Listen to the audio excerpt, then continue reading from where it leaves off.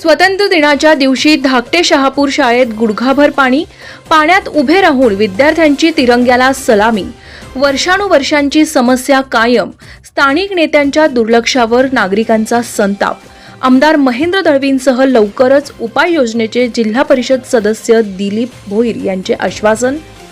संपूर्ण देशभरात भारताचा 80वा स्वतंत्र दिन मोठ्या उत्साहात आणि राष्ट्रभक्तीच्या वातावरणात साजरा केला जात असताना रायगडातील धाकटे शहापूर येथील जिल्हा परिषद शाळेत मात्र स्वतंत्र दिनाच्या दिवशीच प्रशासनाच्या उदासीनतेचे विदारक चित्र पाहायला मिळाले.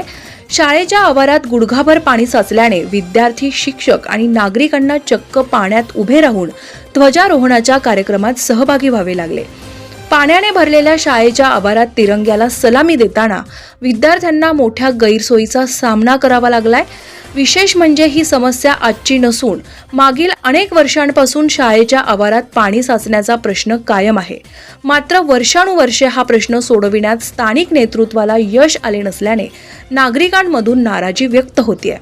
दरम्यान या गंभीर समस्येची दखल घेत रायगड जिल्हा परिषद सदस्य तथा माजी सभापती दिलीप भोईर उर्फ छोटम शेठ यांनी आमदार महेंद्र दळवी तसेच शिंदे शिवसेनेचे जिल्हा परिषद आणि पंचायत समिती सदस्यांच्या माध्यमातून लवकरच या समस्येवर कायमस्वरूपी उपाययोजना करण्याची ग्वाही दिली आहे.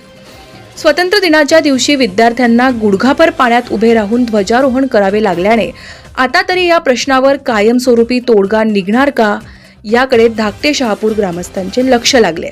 धम्मशील सावंतसह न्यूज ब्युरो, रायगड, महाराष्ट्र.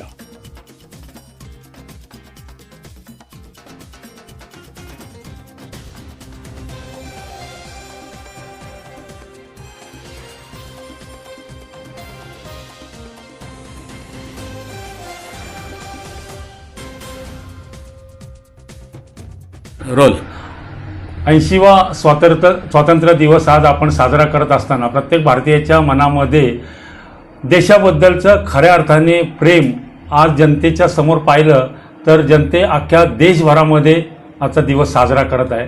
आणि अलिबाग तालुक्यातील जर धाकटे शहापूर या गावी आज ध्वजारोहण झाला, तिथले प्राथमिक शाळा असेल आणि तिथले शिक्षक असतील, मुख्याध्यापक असतील किंवा तिथले ग्रामस्थ असतील, यांना आज पाण्यामध्ये उभं राहून त्यांना ध्वजारोहण करावं लागलं.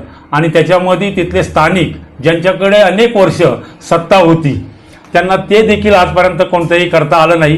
पण नक्कीच ज्या काही व्हिडिओज आल्या किंवा ज्या काही माझ्याकडं लोकांप्रती माहिती आली त्या प्रतीनुसार आम्ही आमदार महेंद्र शेठ दळवी असतील किंवा तिथले स्थानिक सभापती असतील, पंचायत समिती, जिल्हा परिषद, आम्ही एकत्रित येऊन त्याचा नक्कीच त्याचा भराव बाकीच्या साऱ्या गोष्टी पाहून त्याच्यावरती निर्णय घेऊ.